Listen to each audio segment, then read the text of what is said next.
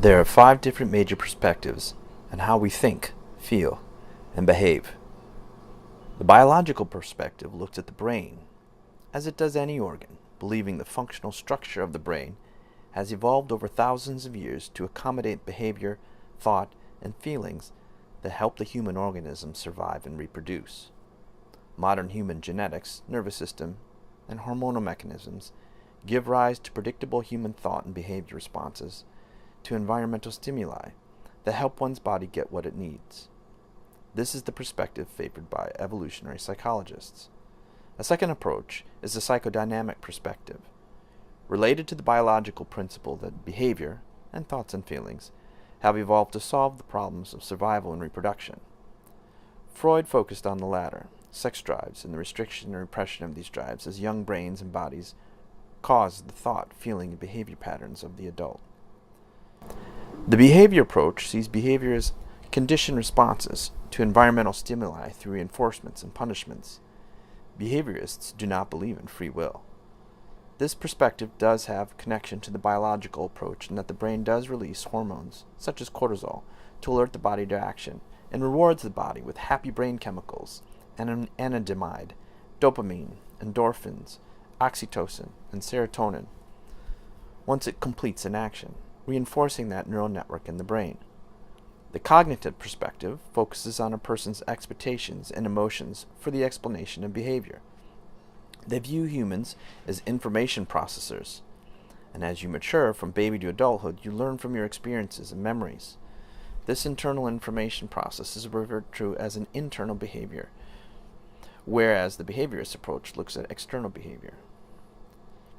A fifth perspective, the humanistic approach, ascribes the human organism a spirit or flame that drives or motivates one to actualize and achieve one's full potential, beyond just surviving and reproducing.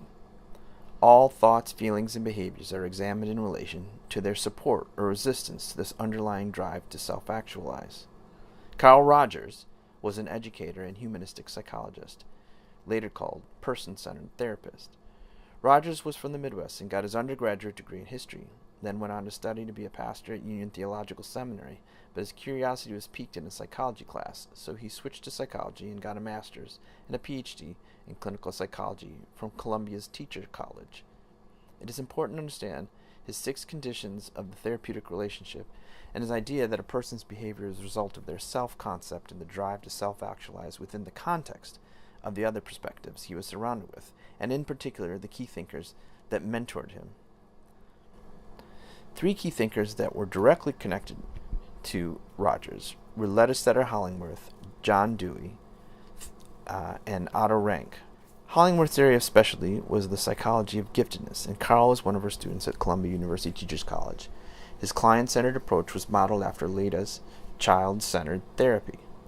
Carl's understanding of the actualization principle connected to the idea of an individual as a learner, learning being an experimental trial and error process that drew from the individual's interests, goals, and enthusiasms. At the Columbia Teachers College, Carl also had been a student of William Kirkpatrick, who had studied under John Dewey at the same Teachers College.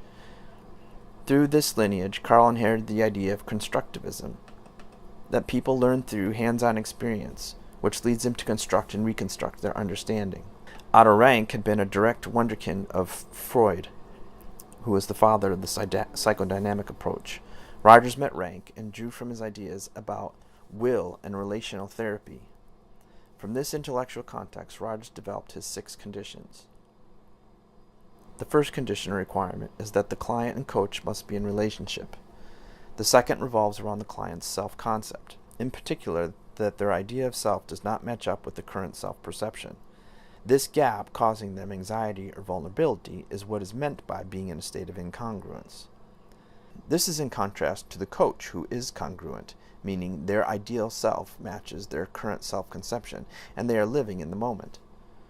The fourth condition is that the coach has unconditional positive regard for the client, and also, number 5, empathy for how the client sees things. And finally, the coach is able to communicate this empathy and positive regard without influencing or interfering with the client's own self-discovery decision-learning process by generating manipulations that result in client interjections.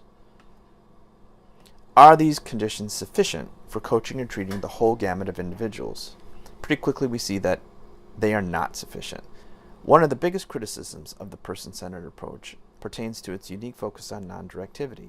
All other approaches involve a form of directivity in coaching or therapy sessions. But the people-centered approach is anchored in the idea that all persons are good and therefore in no need of guidance around abstracted absolutes. For this perspective, a learning-focused person is able to achieve the ideal self-concept strictly through trial and error and self-direction. It's understandable to see how this approach could lead to dangerous narcissistic tendencies. Also, if a client clings to irrational thinking, a cognitive approach concept, or has rageful feelings, they will need to have help in the form of direction or to keep from attitudes or behaviors that could bring harm to themselves or others. A second potential insufficiency is that the person-centered approach does not recognize distinctions between level of psychological functioning. This again may put the individual client and those around them at risk. A third issue is potentially contractual. Clients come to the coach seeking their expertise and direction. These types of clients will find the person-centered approach insufficient and frustrating. From a necessary standpoint, the question would be, are there any other evidence-based therapies other than the non-directive relational one that can lead to therapeutic personality change? The answer, of course, is yes. Other directive therapies work. In conclusion, unconditional positive regard, empathy, and non-directive reflection can result in positive actualization outcomes for some people, but it's not for everyone.